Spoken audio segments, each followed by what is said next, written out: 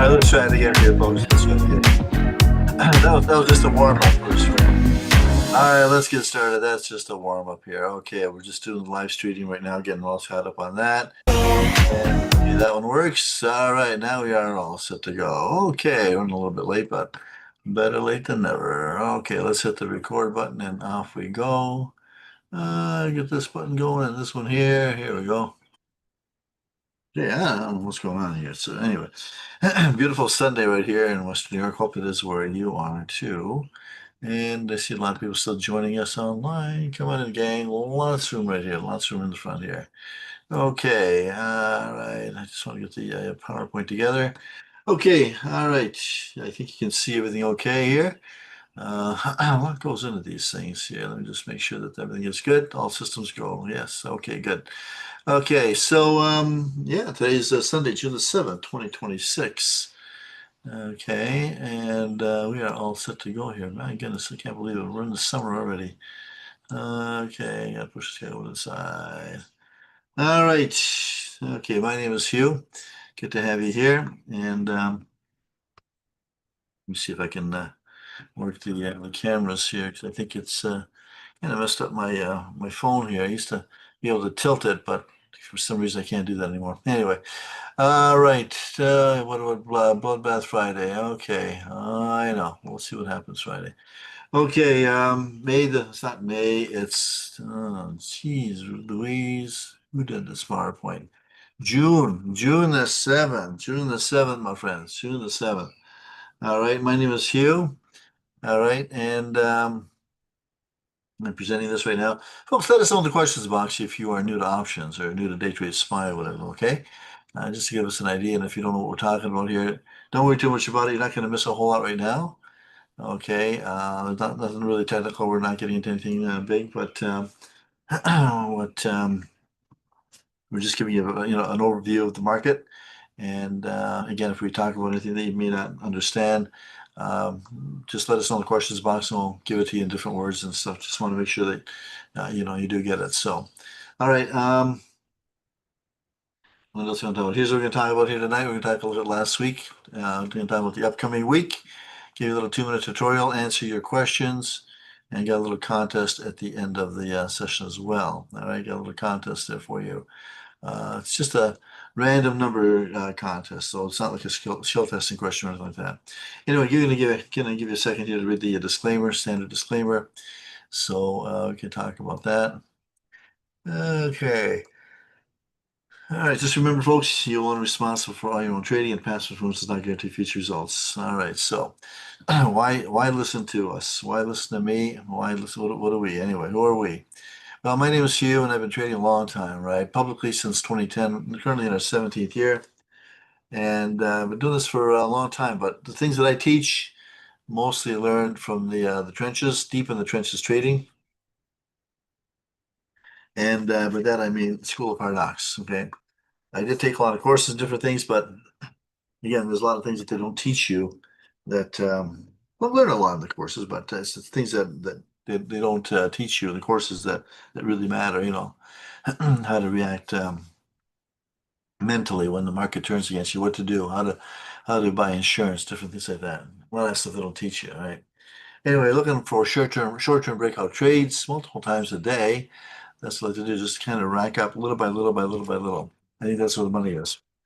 All right, and I thrive on the success of other people. That's what I really like to see when people chime in and say, "Oh, they made so much money here and there," and I like to help people. All right, whenever somebody has a challenging trade, I like to kind of get in there and help them if we can. And my motto: if you want what I have, you got to do what I do. All right, got to do what I do. All right, there's right there. Okay, so I thought I had that up. Now, my partner in crime, his name is John. All right, John Johnson. He's a lawyer, actually, litigation lawyer turned options trader. Highly acclaimed in industry publications, uses highly effective tools to determine trades. His philosophy is very simple: take what the market gives you. And his idea of success, being able to do what you want to do when you want to do it. Very simple. And it works very well. All right. By that I mean, if you want to go for a bike ride, if you want to go for a hike, if you want to go skiing, whatever you want to do, that's what really matters, right? That's at the end of the day, you want to make money work for us instead of us for the money. Just excuse me for half a second. I just got to open a window here.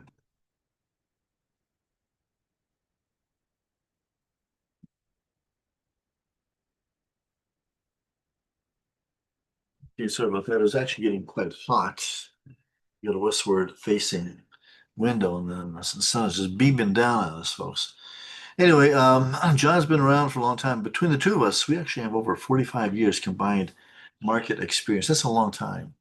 That's a long time to be in the market. So we've pretty well seen it all. We're not really surprised with anything that the market throws at us. We actually kind of seen pretty well everything the market handles, right? Been ups and downs, challenging, bloodbaths, you name it. Uh, and there's been a lot. This week has been wow, one hell of a week.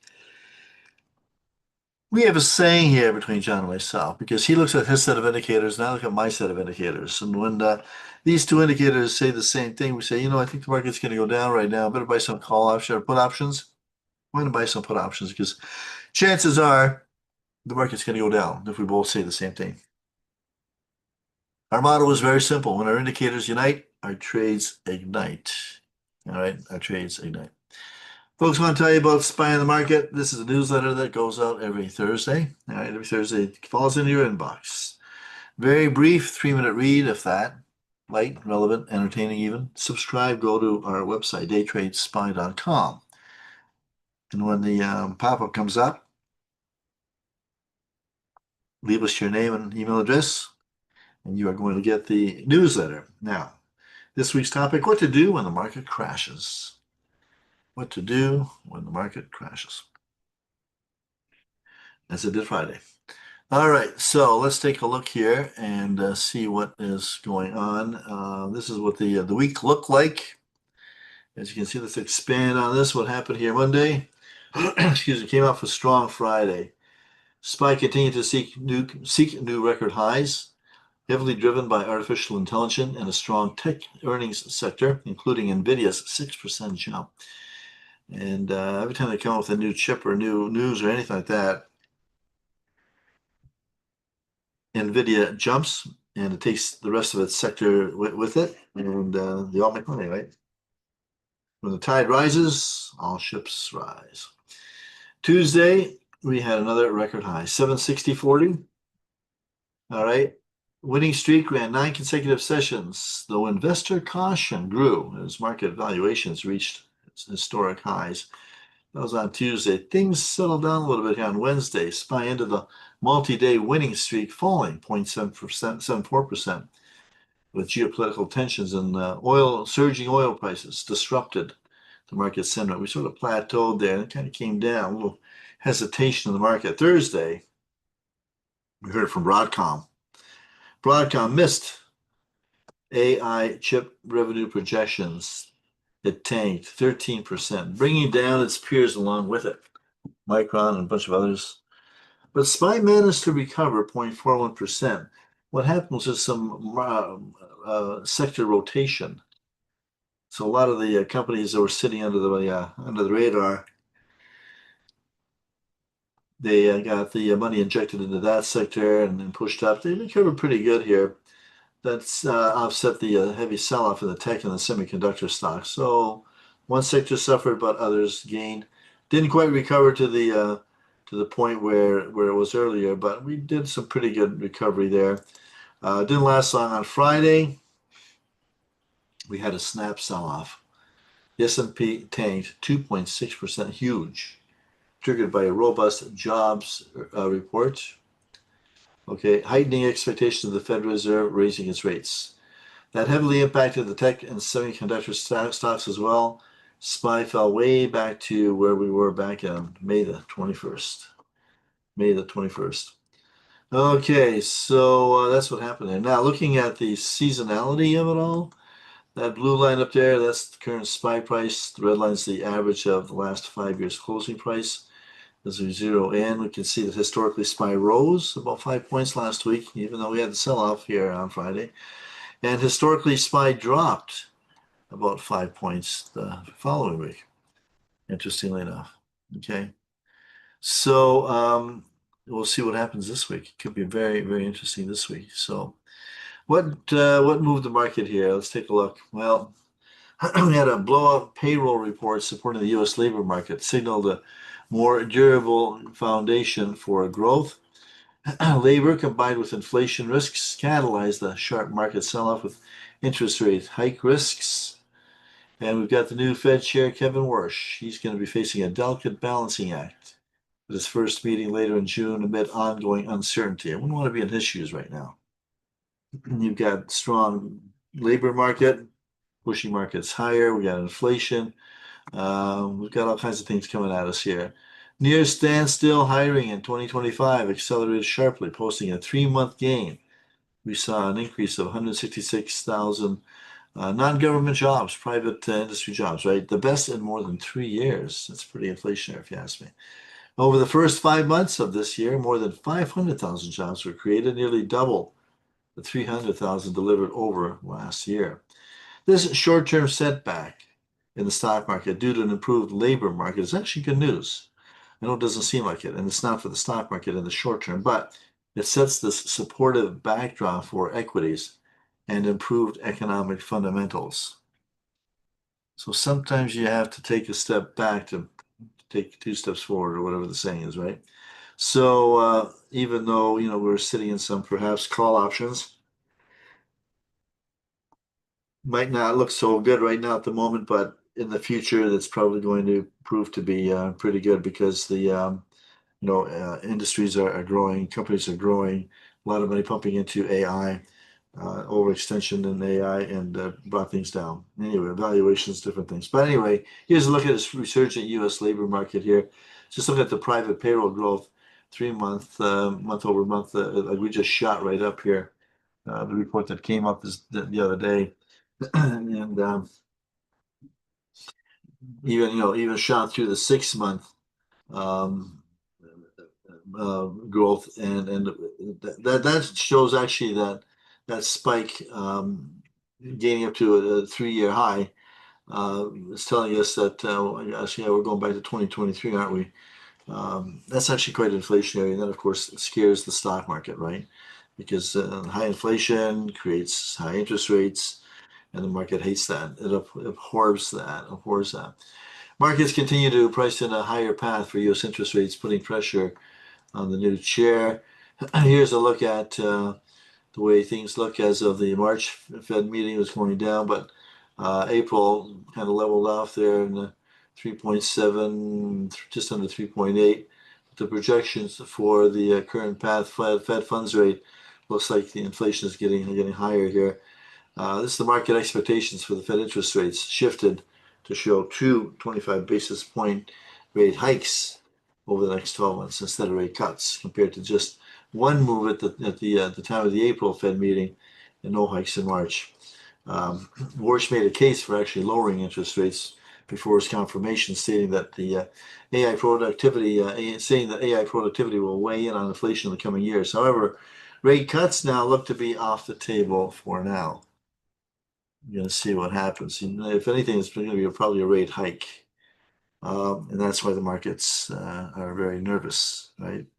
They're very nervous. Here's a look at signs of a broadening in market leadership following strong run in tech stocks. We can see how the Dow actually did, kind of held its own here. It's very weak and had a bit of loss and whatnot, but over the last week, but it still held its own. But you know what? The Magnificent Seven weekly return dropped quite a bit here, a little over 4%. Magnificent Seven, of course, this is represented by Apple, Amazon, Alphabet, Microsoft, Meta, Nvidia, and Tesla. So they actually came down pretty good. Overvaluated stocks, they're going to be the first to drop, right? And drop they did. Here's a look at what happened week over week. Last week's market stats: S&P dropped 2.5%, still 8.4% year to date. The Dow dropped 0.2%, still 6.6% year to date. And the NASDAQ fell 4.7%, biggest drop, but they still have the biggest year-to-date run, 10.9%. So they're still holding their own pretty good. All right, what's coming up in the next week ahead? And well, Monday, tomorrow, we've got low or no economic news is scheduled. Now, it doesn't mean that, things aren't going to heat up with volatility if there's some news from Iran, and I believe there is something cooking out over there right now. Oh, I just had a little while ago. Let me just take a look here. I think they're throwing missiles back and forth.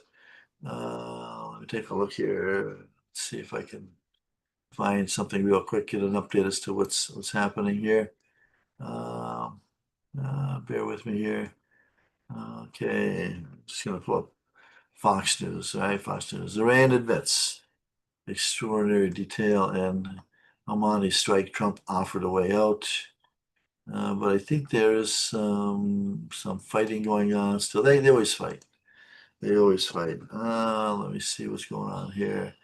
Israel vows retaliation after intercepting missiles from Iran. Uh, Trump spoke with Israel, urged Iran to get back to the negotiating table following the attack. Why, if they're negotiating, why are they fighting? I don't know. They are just a pain in the rear end, aren't they? My goodness, what's going to happen here? Anyway, low no economic news on Monday. Existing home sales coming up on Tuesday. We have some inflation numbers coming up this week. Consumer price index on Wednesday and PPI, producer price index on Thursday, along with unemployment claims.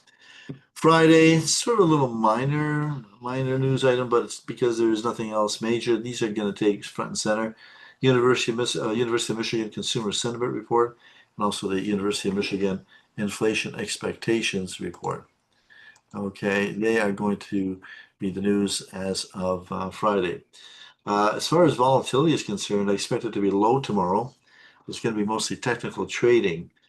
Medium on Tuesday, high on Wednesday and Thursday, and back to medium on Friday. Now, nothing is scheduled as far as President Trump speaking this week yet, but he tends to pop in every now and then and say, okay, I'm going to have a press conference.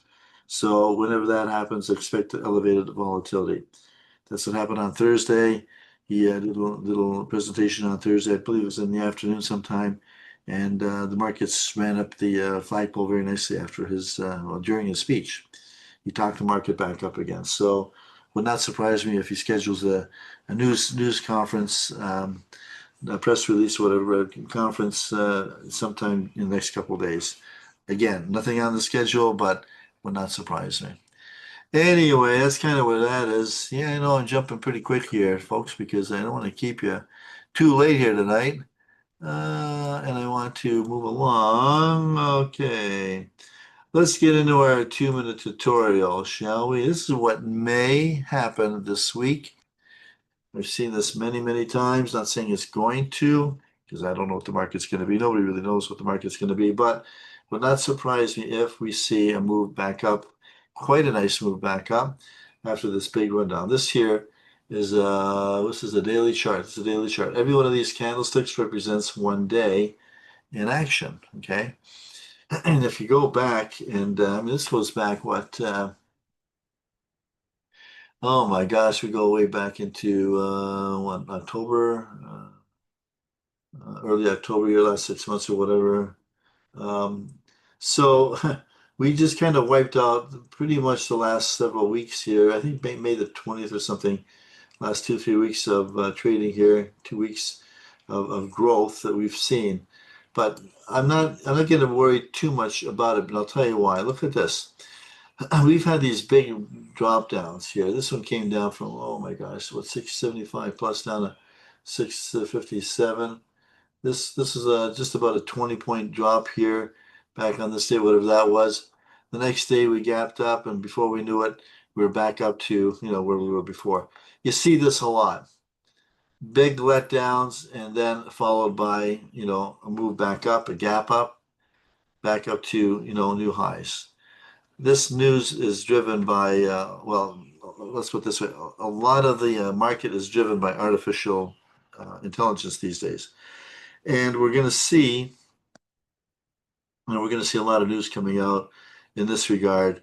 And any investment in AI or anything news driven, especially in that sector in semiconductors, you're going to see a big gap up. Take a look at this day here. Let's see where was this come in 670, I guess around 677. We dropped down around 652. Again, looks like about a 15-point drop here. Next 3 days, we actually went higher than where we were before that. You see this a lot. Here's a situation for 3 or 4 days. We tanked from about 690 down about 672, 672 and a half. We had about 18 points. And right away, the market kind of, saw a good buying opportunity and they pushed it back up again. And SPY saw new record highs. I'm not saying it's going to happen, but it will not surprise you if we see that. Look at what happened here. We're kind of drifting along and we're kind of just dropping and dropping. And then we gapped down and went further down here on this date here, back in January the 19th. Right away, before we know it, in about 3 or 4 or 5 days, we're seeking new record highs. Same here on this day here. Down, down, down, all of a sudden, bang, buyers recognize that, hey, wait a second, this is a really good buying opportunity. They started putting the money back into the market, and before we knew it, in 2 or 3 days, we're poking up through new record highs. Doesn't end there, folks. Goes on here too. This is another one. I don't have the dates on this one, but you can see the chart patterns. Down, down, down, down, up, up, up, and oh, look at this one. Wow, we actually gapped higher through that whole range. What is this gap here from about 660 up to about 670? About it was about a 10, 12-point gap to the upside. You see this a lot. And sometimes not in such a degree, but you can still see how it moves up. Same here, came down, down, down, all of a sudden, bang, all right.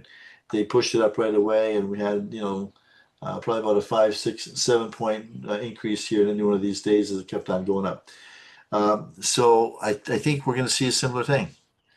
I'm pretty confident because there's going to be a lot of buyers coming in here. Now, don't be shocked to see a significant recovery in the next day or so, but there are no guarantees, no guarantees.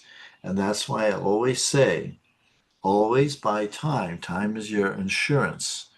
Time is your insurance into the stock market. When you have time, what's the saying? If you have time, you should be fine.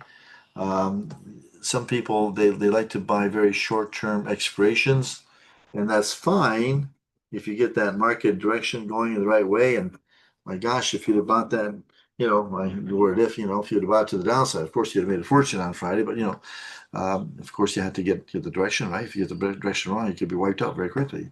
But if you buy time, you're cushioning that, right? You're cutting out a lot of the noise, you're cushioning it, and you'll be able to withstand the weather that storm. So yes, I'm still sitting in some calls from a couple days ago, I think Thursday or something, but the next Friday's options, the next Friday's calls. I do I do expect to take a loss on them, but the loss may not be quite as bad as if I was to say sell out. If I was to sell them on Friday afternoon.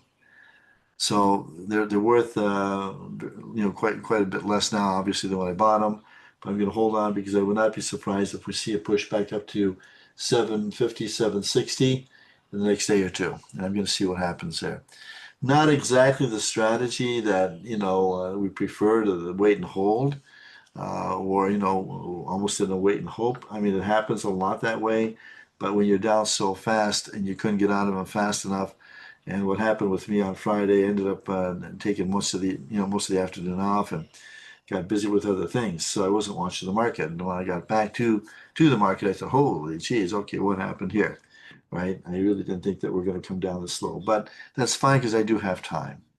And I'm going to see about possibly repairing the trade or whatever. We'll see what happens. Or taking a loss, some kind of a loss. It's not going to be as bad, I don't think, as if I would have taken it on Friday afternoon. All right, we are doing this 2026 goal. Had you started with us back in January and only traded 5 contracts, and everything that we traded, that we narrated in the trading room, this is where you'd have been, all right? Okay, all trades in the trading room recorded. This is where you would be. You would be up $22,790, excluding commissions. This is a trade on, if you had just taken 5 contracts on each of our trades. This, of course, includes the losses. Yes, there are some losses, and there's no question about it. You're not going to have winning trades every single time. If anybody ever tells you they always win, they never lose, they are lying to you. All traders lose sometime, okay? And it's it's, there's some high volatility in some of these days, and we try and get in, make a few bucks. Some days you're going to be, some days you're the dog, other days you're the hydrant. That's what I just say. But anyway, had a losing trade there. Was it on Friday? Took a bit of a hit on the one trade. I saw it coming down against. I said, you know what? I don't like where this is going. I got out of it and took a bit of a loss. But anyway, had another big loss here on the third. What is that? Wednesday or something? Yeah, last Wednesday. It's kind of tough sometimes trying to always get on the winning side. We do the best we can with what we have, but it doesn't always work out that way. Folks, going to talk to you about our programs, in particular the trading room. And yes, talking a lot about the trading room, but really this is the place to be. Now we do have other programs too. Black box type programs. We tell you because we send you the alerts, right? We send you the alerts, and you get into the alerts, make your trade, get in, get out.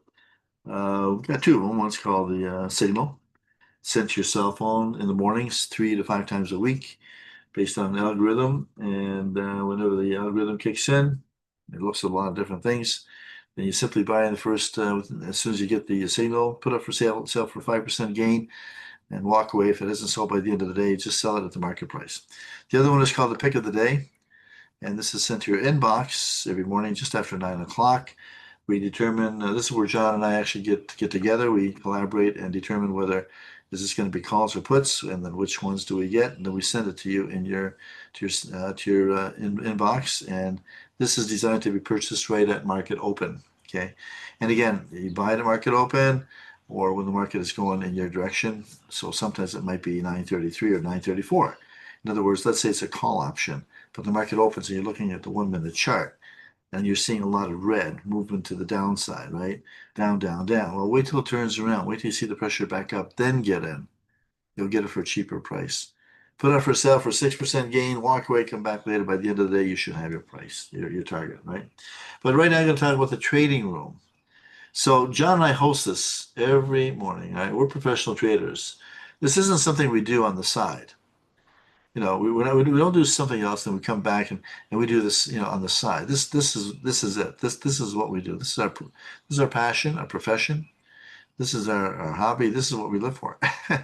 Well, I don't exactly live for that. I do have a life and a wife and kids and all that. So, but I think you get the drift. Same with John. We work very hard to bring you the results that we do. And the trading room is interactive. This is where you're going to learn and earn, fully narrated. And this is where our strategies come alive. So we have different strategies, right? What is called the OMG, short for out of the morning gate. Essentially, we're picking a market direction based on a break out of a support and resistance level. And we're looking to get into that right at, as soon as it does, closes on the 5 minute chart. And let's say it breaks to the upside. Well, we're going to get some calls. Put up for sale for 6% profit target, and sit back, relax, and just let the market work its magic, right? We have a bread and butter strategy where we look to get in based on certain setups, key setups on the indicators that we look at, and we tend to make some money, right? We tend to make some money. So you got to get into this, folks. Every morning, 9:20 to 10:30. We do not monopolize your time. We don't go till 4 o'clock every day. It's not like, oh, you have to be in the trading room or else you miss something. I don't know if you've ever been in any of these other trading rooms out there. And I've been in them years ago, many years ago, 20 years ago. Where you're in there and there's a bunch of people in there, and whoever sort of has control of the mic at the time has control, right? And whether they know anything or not, it's irrelevant. Maybe they do, maybe they don't. But when the most charismatic person says something, oh, sell, sell, sell, and of course everybody just tanks, dumps their stock, and loses, right? Meanwhile, that person just kind of sits and hangs on and lets the market go down and comes back up. He's the one that made money. That actually happened. And I was on the bad side of that when my buddy there, Tony, started yelling, yeah, sell, sell, sell. And everybody sold. I was one of them. Yeah. And one of the other guys, Mike, he just held on and didn't say anything. And at the end of the day, he said, well, I held on. And guess what? I just made, whatever. Folks, John and I run this, okay? It's not an open mic session. It's not a collaborative thing where, Discord where we're sitting there talking about, in the background and saying, hey, did you look at this? Did you look at that? Or what about this? What about that? Or what about this indicator? What about that indicator? All right, John and I kind of have it nailed down. We don't look at any other indicators. We know what we want to see. We know what we want to look at. We know what our approach is. We're not looking for any new approaches. We don't want to hear suggestions about other approaches. Not sounding I like the way that sounds, but we are the ones that and people learn. They learn from us. And the people that have been with us a long time, they're making a lot of money here. These sessions are recorded for later review. And we have a lot of people from overseas who may not be able to get in the live trading room because of the time of day, but they'll view the recordings later on. So the price of this is actually a really good deal. $24.95 for a year. Now, if you don't want to go a year, that's okay. Just buy for the quarter. All right, $6.99 a quarter. I got to tell you, this is actually a very, very good price. I am not kidding you. It works out to roughly a 6-inch sub at Subway for one of us, either John or myself. Not the two of us get to eat, only one of us. So, so seriously, when you have two seasoned, two experienced mentors in your back pocket that you can access their expertise for a price of not a lot of money. I think we're at about $10 and change a day. I think it's more than worth it. It's the best value. And if you know what calls and puts are, this is where you need to be. The other day, I had somebody text me or email me, I guess it was email me and saying, well, Hugh, I don't know the strategy, so I'm not going to get in the trading room. I said, whoa, hang on. What do you mean, I said, you know what calls and puts are? I said, oh, yeah. I said, well, we teach you the rest.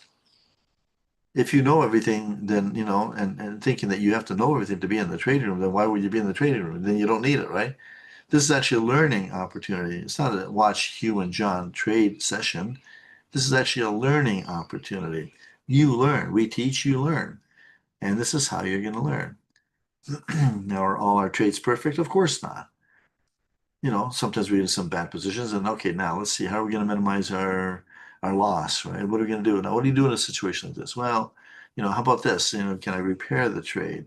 Can I make a bad trade into a good trade or whatever? Or let's just cut losses here because I don't see this thing coming back to life before the end of the day type of thing or whatever. Anyway, a lot happens, and it happens in real time. You're watching the streaming real time. You're watching our charts. We use Schwab Thinkorswim. We show you our charts. We show you all our indicators. Somebody asked me the other day too if we just sort of show or talk about the cherry-picked indicators and trades. I said, absolutely not. Nothing is cherry-picked in this. What we show you is everything. Everything we do.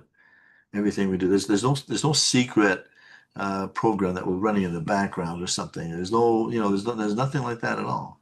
Uh, and this is what we do. We just kind of, you look over our shoulders. We narrate everything we do. We get in, make our money, get out. And that's the whole idea, right? Folks, got to tell you, our programs, and I don't know of anybody else who does this, but I got to tell you, our programs offer a 30-day money-back guarantee. Now, at the end of the session, I'm going to give you the QR codes for all of our programs, including the Inner Circle, because this is where it all started 17 years ago when people said, Hugh, can you just show us what you're looking to trade? So I started putting it up online, and they start looking at it, and I'd have a follow-up report later in the day as to what I actually did, and then we had a session every once a week to kind of go over the market and everything else. So we still do that. Our Inner Circle webinars are every Wednesday night. John runs those. And we have our pre-market analysis, morning market analysis, very comprehensive dissertation as to where the market is looking to go that day. And then we have a follow-up report. That's the Inner Circle. And it's and that's an excellent deal. Every trader should be in on that, even if only use it once a week. And the reason is because number one, it doesn't cost a lot of money at all. And number two, we do all the heavy lifting. We scour the market, all the news feeds, all the Twitter or X feeds, whatever it is all the relevant news that comes to us. This is what we do. We take a look at that. We analyze it all. We look at the technicals and we determine, with a good degree, high degree of reliability, high degree of probability where the market's going to go. Is it going to go up or down today? And that's what we tell you. And this way, you don't have to get up at 5 or 6 in the morning to figure it out. And hopefully you got it all, right? This is what we do. Folks, 30-day money-back guarantee. Get in the trading room. If you don't like it, you simply contact Eagle Financial Products. Tell them, it's not for me. And what? Guess what? They give you the money back. I mean, how cool is that? How incredibly cool is that? All right, so let's get into some questions, folks. All right, I changed it from the fireside chat to the beachside chat. Now that we're in the summer months, this is the place to be on the beach, and I like to take a go for a little walk after the session here. Hopefully, catch some of the sunset. We got a beautiful sunset where I am, and every night I sit there and look at it, and I just marvel at how beautiful it truly is.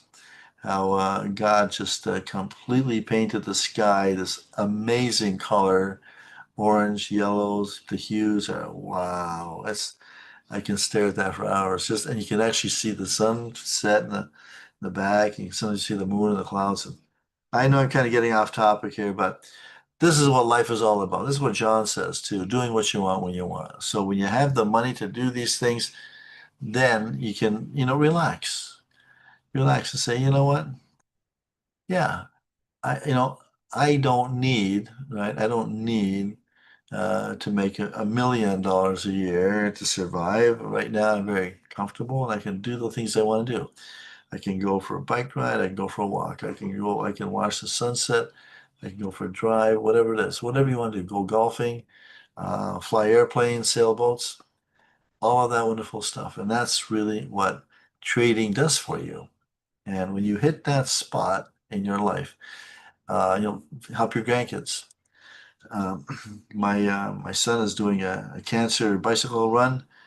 Oh my gosh, I don't know how he does it, but something like 125, 130 miles over 2 days.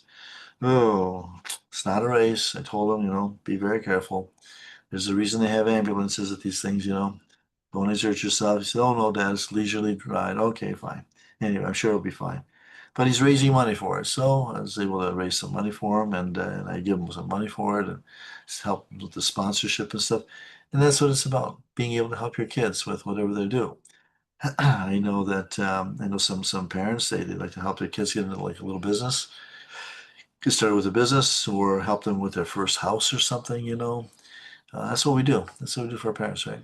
All right, so let me see here. What's going on here? Let's get into some questions here. It's going to be tough to climb out. Yes, Rod. The those calls are going to be tough to climb out, but we're going to wait and see what happens Monday and Tuesday. Now, one of the rules I have in place is always practice good money management. Never, ever, no matter what, ever invest more than you can afford to lose. So you never ever want to, put your mortgage money or rent money or something in on a trade, thinking, oh, the market's gotta go up. Well, the market doesn't gotta do anything. Okay, this is a fallacy, and it's also a bad idea because what happens is even if the market does what you think it's going to do, and you say, see, it worked. See, it worked. And every day you say, see, it worked. And you can have, 100 days where it worked. And you get very comfortable and then you put even more money into it. And that 101st time it doesn't work, it crashes. And now you say, oh my gosh, I just put everything into that and now it's completely wiped out, right? Never invest more than you can afford to lose. Always buy time. Because then when you have these market crashes like we had on Friday, you can weather the storm somewhat, if not the whole thing, but hopefully quite a bit. All right, we're cat sitting, and this cat loves to come up on my desk here, and she'd walk right in front of the camera, so you see her tail. She's looking over at the monitor, and she sees how my picture is coming up. Then, and she looks back at me and says, "How can you be in two places at once?" Anyway, we're gonna wait and see here what happens Monday and Tuesday, maybe even Wednesday. I plan to get out of these trades. I will not hold my calls into Friday, at which point there will be no value left. All right, because you're gonna have a lot of theta loss that you have to make up for, and you don't want to be in that position. So hopefully we'll get enough of a jolt on Monday or Tuesday, and even into Wednesday, that at least recover a lot of the loss. So we'll see what happens. But this is one of those days. So. David P.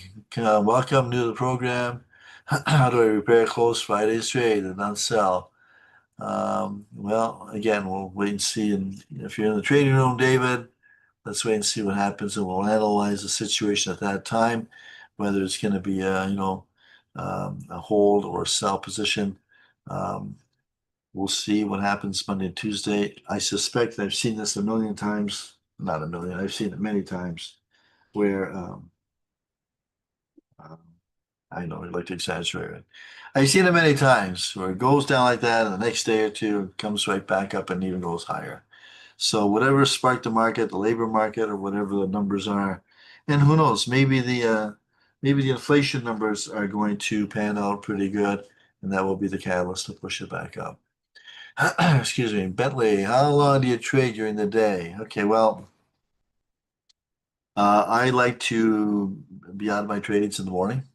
So in the trading room, we're going from 9:20 to 10:30. Sometimes we go a little bit longer, 10:35, 10:40, something like that. And we generally get in and out of our trades. Now, if we're in a trade, just because it's 10:30 doesn't mean we're going to sell automatically. I might say, well, so I'm going to wait and see what happens later on in the day. And if not, according to Eagle, they want us to close out our trades by the end of the day. So win or lose, we got to close them out. So when we report those trades, it may show, it may show perhaps a loss or whatever, small gain or whatever by the end of the day. Sometimes if I'm in a real trade, I may not close out my trade then, just because, that's the policy. Because if I'm in a real trade and I expect the market to say go back in my direction the next day, well, I will sit in that trade. Okay, even though I have to report it as if I'm selling it by the end of the day. Okay. All right, another question here. Okay, what can I do? I've got pick of the day and $5,000 in my account. Need a plan to make 12,000 by the end of the year. Join the master class and on house for the last 2 months. Need to make this work. Paper trading, any help in the beginning would be helpful. Okay, Kurt. So first of all, I would say paper trade. You can make the 12,000 starting with five. That's not very difficult to do. I mean, I don't want to say it's easy or simple, but I mean it can be done, and a lot of people are doing that. But if you're at all not feeling well, don't trade. Okay, make sure that you do, in a good frame of mind, good health wise, everything else to actually trade, and and you want to let's give it some treats here to get rid of my hair. There you go. Oh, get lost. Cat sitting. Oh, who does that? Anyway, I would paper trade, paper trade. And then when you're very comfortable with what we're doing, get your system set up properly, all of your, indicators lined up, and you're kind of very comfortable with it. Start trading small number of contracts. Do not be greedy. Build it up. I take it you're in the trading room, Kurt, and just learn everything we do, and eventually slide into real money. Now, at first, you're not going to make a lot of money. I'm going to be upfront with you. You're going to make, very small amounts of money, coffee money, right? Basically, and then lunch money, and then dinner money. And then you're going to start really ramping it up later on.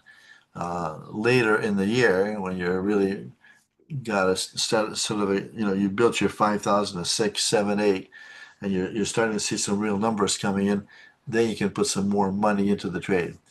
I don't know what people trade in the trading room. I know some people might trade 10 contracts, some people might trade two or three contracts, and I know other people trade a lot more.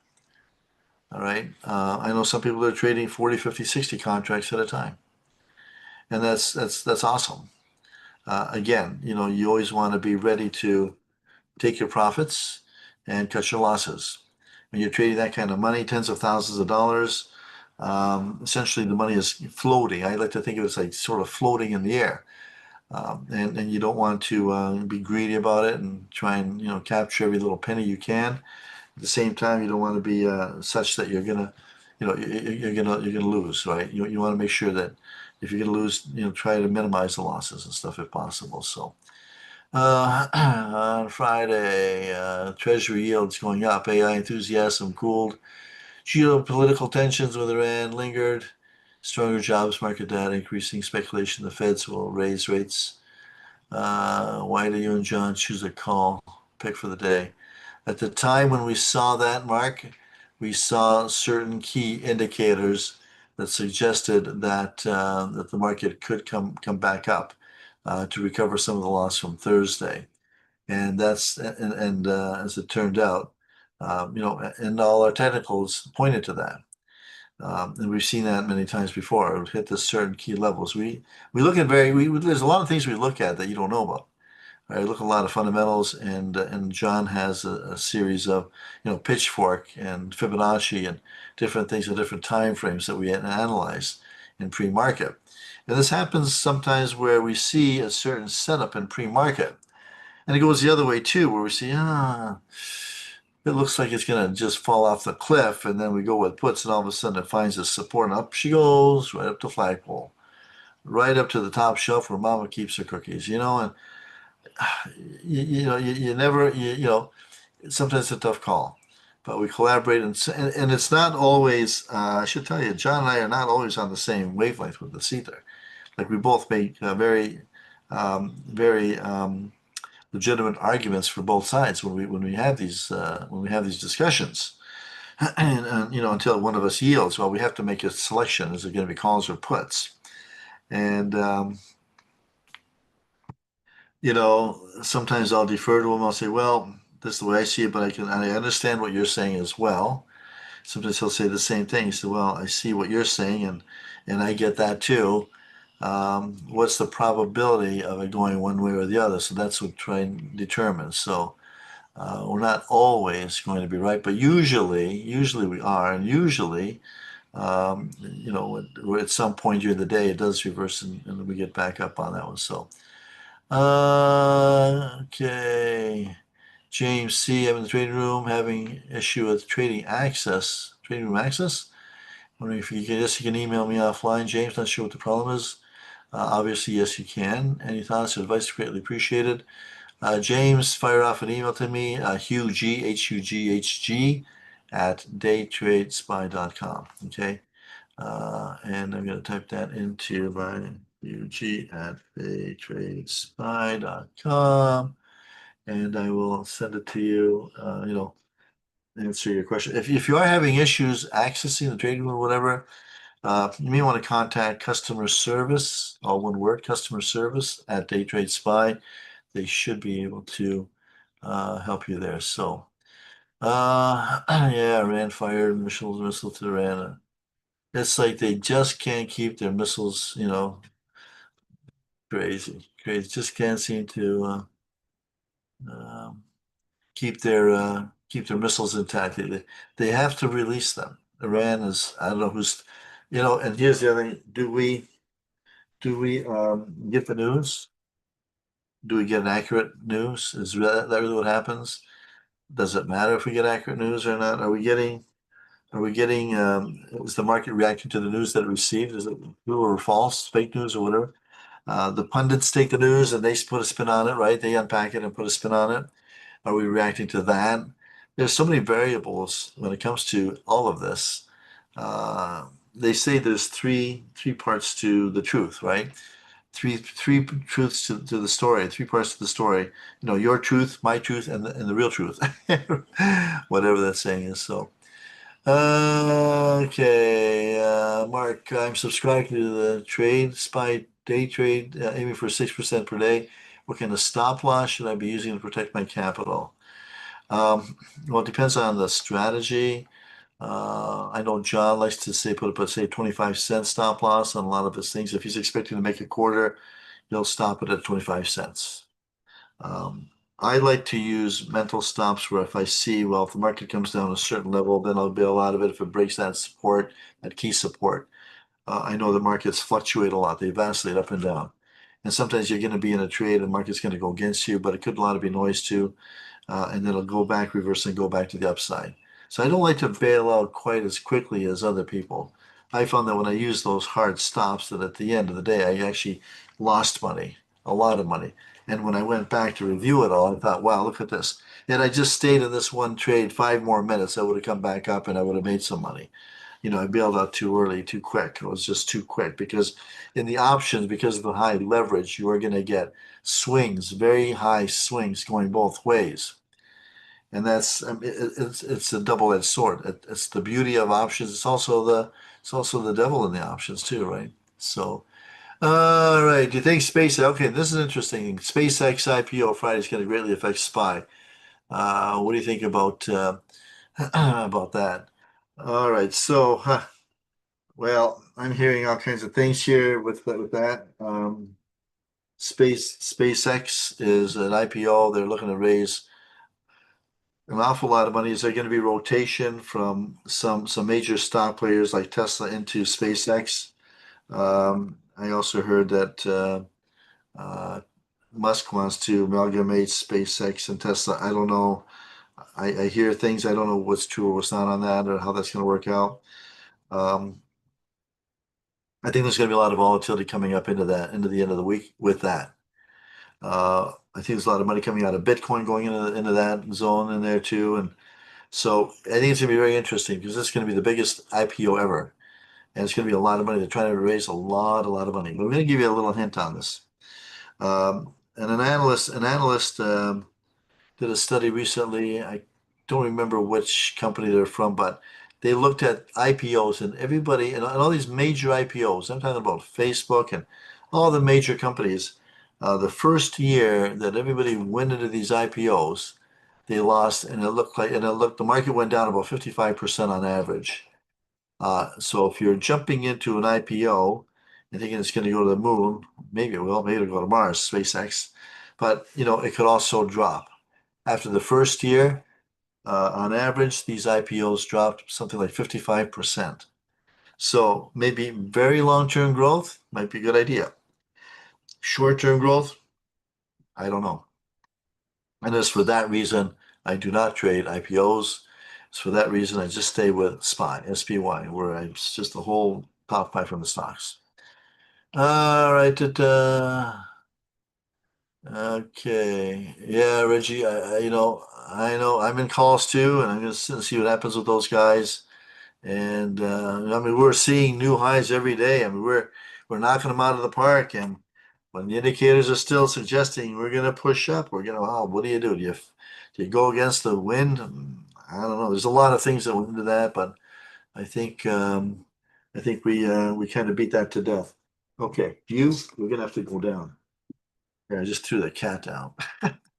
I'm sure she'll survive. Now she's mad at me. You guys got any cats? Do they get mad at you? They have such emotions. They're either happy or they're mad. There's no in between with them. Yeah. What should your theta be? The theta. Okay, depends on what you buy. If you buy longer out options, your theta is going to be lower. Now, I like to buy. Okay, so Mondays and Tuesdays, I like to buy the same week. Friday's expiration. Wednesdays, Thursdays, and Fridays, I like to buy the following Friday's expiration to balance off that theta loss. Now, if I go, say, 2 or 3 or 4 weeks out, the theta is going to be low, but so is the likelihood of a good profit. Because what happens is there's not much movement in those, so you want to make sure that you try and get that happy balance between profitability and whatnot. So anyway, so that's what I like to do for theta. But you don't want to be in an option the last day or two of its life because that theta loss is going to eat away like a very fast moving cancer. Okay, it does come down very, very quickly. So, all right, yeah, okay, John's going to give us some more advice on selling earlier when losing. I think it's good. I think these days because of the volatility, I think it's probably a good idea to get out of trades faster than trying to hold on. And we're going to be talking about that in the trading room here. Okay. All right. Okay. Gary's asking, are you not using the VIX as an indicator? No, we don't use VIX. I found that VIX is is an indicator that works along with the SPY. When SPY goes down, VIX is up. When VIX is up, SPY goes down. There's nothing predictive So I'm trying to tell you, there's nothing predictive about the VIX. Okay, so we see volatility is high and we see the market is low. Okay, so there's no predictivity in there. I've matched them up on my charts and they work concurrently. I don't see anything predictive on that. All right, so right now, folks, what we're going to do is I want you to, in the questions box, punch up a number between 1 and 100. All right, 1 and 100, and the winner, the person closest to the number that I am going to generate with my DayTradeSPY random number gen. That's not the number, folks. That's last week's number, another number. That's not the number. Just pick a number between 1 and 100, put it up in the questions box, and the person closest to the number that I pick is going to be the winner. Okay, and if there's two people or more than two people that are sort of the same, you're all going to get the ebook, Triumphs and Tragedies. All right, and what I'm going to do is I'm going to give you, say, another 10-15 seconds to do that, and then I'm going to pick the winner here. So okay, let's just hold on here. Everybody's all chiming in with their numbers. Okay. Okay. All right. I am going to cut it off right now. Okay, let me see now. Where's the number generator? Okay, there's the random numbers generator. Okay, the last one to report in here is Dustin. Anything after Dustin does not count. Okay, cutting off. All right. I am now going to count down from 5. I'm going to hit the button here, and we're going to come up with a new random number. 5, 4, 3, 2, 1. The number is 64. 64. Do we have a 64? Let me go back in my list. 74, 65 for Gary. 65 for Gary. And keep going up. Bingo, Alex F. 64. Alex F. 64. Wow. Okay. Alex F. All right. Now, he's my buddy down in Vancouver, Canada area, isn't he? Alex here from Vancouver, I believe. Yeah. Alex, congratulations. I will send you the ebook, and yeah, congratulations on that. That's fantastic.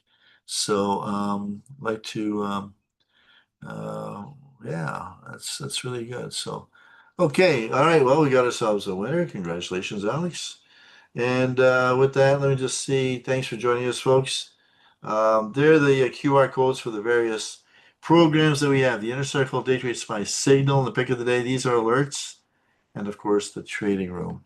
With that, going to leave you now, and we'll see you back here the next time. The recording will be up soon, hopefully within a day or two. And it's been a pleasure. Good night, everybody. Shine brighter than the moon and the sun. Be great at what you do. Give it all of you. And trust the process and keep your eyes on the prize. I can tell